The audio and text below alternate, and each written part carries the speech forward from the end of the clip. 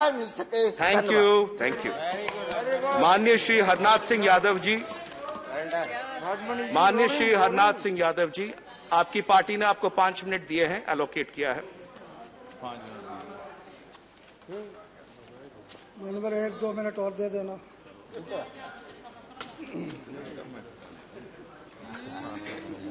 माननीय उपसभापति जी, संविधान 127वां संशोधन विधेयक 2021 के समर्थन में बोलने के लिए खड़ा हुआ।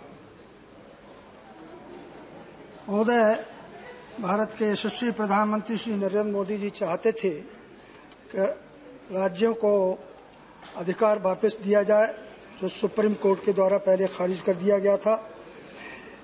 इसके लिए सरकार ने माननीय सर्वोच्च न्यायालय में पुनर्विचार याचिका दायर किया, परंतु माननीय सर्वोच्च न्यायालय ने दिनांक 28/6/2021 को इसे खारिज कर दिया। महोदय, राज्यों को उनका अधिकार वापस मिले, इसलिए हमारी सरकार ये विधेयक लेकर के आई है।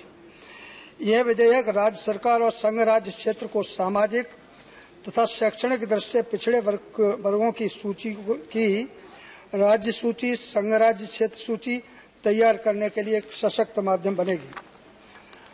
महोदय, हमारे कांग्रेस के मित्रों के द्वारा और उधर बैठे हुए लोगों के द्वारा अनेक प्रकार की बातें कही गई हैं, और जिसके लिए भारतीय जनता पार्टी की सरकार को दोषी ठहराया गया है कि पिछड़े वर्ग के लोगों के साथ जो अन्याय हुआ है उसके लिए भाजपा उत्तरदायी है। महोदय, कांग्रेस ने अनेक ऐतिहासिक भूलें की हैं, और इसी प्रकार की भूल इन्होंने क्या नाम है पिछड़े वर्ग के लोगों के साथ अन्याय करके इन्होंने हमेशा किया है। और कांग्रेस की सदैव एक नीति रही है कि अटकाओ, लटकाओ, लटकाओ और भटकाओ, ये इनकी हमेशा नीति रही है। जनता को गुमराह करना, असत्य बोलना, पाप करना, अपराध करना, ये एक नियत बन गई है। महोदय, 2014 में इनके कुकृत्यों के कारण से जो इन्होंने 60-70 साल अपराध किए, जनता के साथ धोखा किया, विश्वासघात किया, कमजोर तबके के साथ, चाहे पिछड़ा वर्ग रहा हो, चाहे अनुसूचित वर्ग रहा हो, या समाज का अन्य वर्ग रहा हो, सबके साथ इन्होंने अन्याय किया, धोखा किया। उसका परिणाम हुआ कि 2014 में हवा का रुख बदला और देश की जनता ने प्रधानमंत्री आदरणीय श्री नरेंद्र मोदी जी को देश की बागडोर सौंपी। मानवर, चुनाव के बाद आदरणीय मोदी सरकार ने कार्यभार संभालने के साथ ही एक नया भारत का संकल्प लिया। एक ऐसा भारत जहां व्यवस्थाओं में अधूरापन और अकर्मण्यता न हो।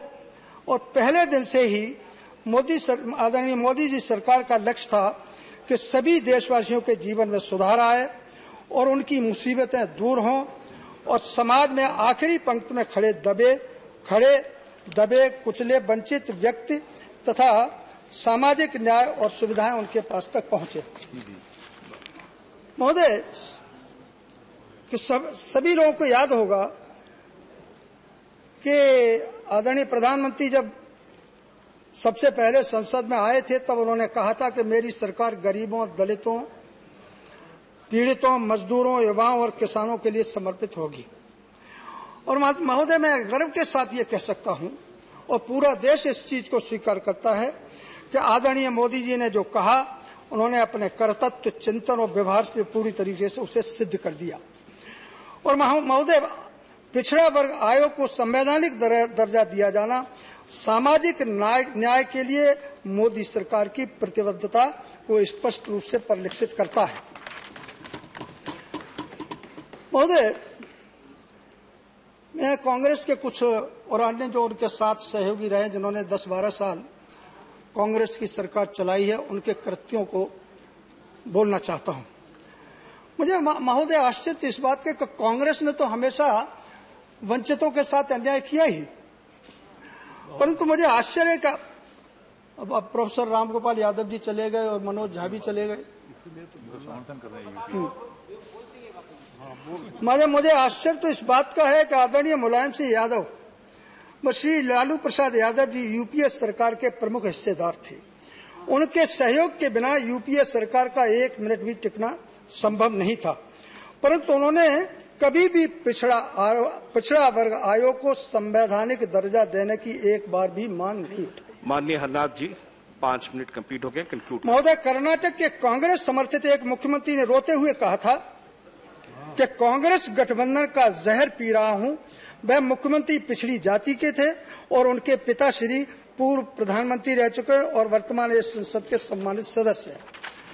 महोदय, मुझे शर्म आती है, चिंता होती है कि स्वर्गीय डॉक्टर राम मनोहर लोहिया जी ने सदैव कांग्रेस के पापों के खिलाफ संघर्ष किया और उनके शिष्य माननीय मुलायम सिंह यादव जी, श्री लालू यादव जी, आज जिन्होंने कांग्रेस के पापों के खिलाफ 19 माह जेल काटी, आज वह स्वयं उनके अनुयायी कांग्रेस के पापों के हिस्सेदार बने हुए। महोदय, कांग्रेस की मानसिकता अनुसूचित, पिछड़ा वर्ग, सामान्य वर्ग विरोधी है। इन्होंने पिछड़े व दलित वर्ग के नेताओं के साथ हमेशा अपमानित और लज्जित करने का व्यवहार किया। महोदय, 2 मिनट लूंगा मैं, और इसके मैं कुछ उदाहरण दे रहा हूं। माननीय महोदय, आजाद भारत के बाद सरदार पटेल को पहला प्रधानमंत्री होना चाहिए था, परंतु उन्हें वो किसान के बेटे थे, गांव के बेटे थे, इसलिए कांग्रेस ने उनको प्रधानमंत्री नहीं बनने दिया। महोदय सुनिए, जरा ध्यान से सुनो। दिल्ली प्रांत के प्रथम मुख्यमंत्री और वह दिग्गज नेता चौधरी ब्रह्मप्रकाश यादव को राजनीतिक परिदृश्य से हटाने के लिए कांग्रेस ने दिल्ली राज्य का दर्जा ही समाप्त कर दिया, क्योंकि वो यादव थे और पिछड़े वर्ग के थे। हरनाथ जी, आपके 5 मिनट खत्म हो चुके हैं। किसानों के मसीहा पार्टी ने 5 मिनट आपको दिए थे। चौधरी चरण सिंह के साथ विश्वासघात किया, उन्हें सदैव उपेक्षित किया, अपमानित किया। कांग्रेस के दिग्गज नेता बाबू जगजीवन राम को अपमानित किया और कांग्रेस ने पूर्व प्रधानमंत्री श्री चंद्रशेखर जी को जो सामाजिक न्याय के प्रबल समर्थक थे, उनके साथ विश्वासघात किया। और मान्यवर, आई एम सॉरी, मुझे आगे बढ़ना पड़ेगा। मान्यवर, बस केवल 30 सेकंड, लास्ट 30 सेकंड, 4 पंक्तियां हैं कविता की मेरी। जी जी, हाँ प्लीज। और मान्यवर, कांग्रेस के राष्ट्रीय अध्यक्ष सीताराम केसरी जी, 30 सेकंड, उनको बाहर निकाल के उन्होंने फेंक दिया। I am not allowing you, please please. महोदय, मैं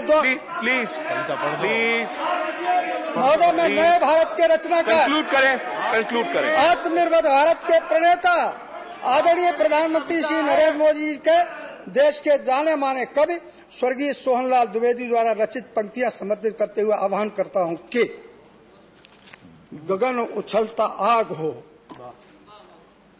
गगन उछलता आग हो, छिड़ा मरण का राग हो, लहू का अपना फाग हो, अरो बहीं गढ़ो बहीं, बढ़े चलो बढ़े चलो, चलो नई मिसाल, चलो नई मिसाल हो, जलो नई मशाल हो, बढ़ो नया कमाल हो, झुको नहीं रुको नहीं, बढ़े चलो बढ़े चलो। Thank you. अंत मानो अशीष रक्त तोल दो, अशेष रक्त तोल दो, स्वतंत्रता का मोल दो, कड़ी युगों की खोल दो, डरो नहीं बढ़ो वहीं, बढ़े चलो बढ़े चलो। रुकावटें हजार हो, समय की बहार हो, प्रचंड वेग डॉक्टर अमर पटनायक जी, माननीय डॉक्टर अमर पटनायक जी, प्लीज। उस संताप को हरनाथ जी, थैंक यू, धन्यवाद। थैंक यू, बढ़े चलो बढ़े चलो। Thank you doctor Amar Patnaik ji, please please. Thank you sir. Sir, I rise to support the bill. This is basically a clarificatory amendment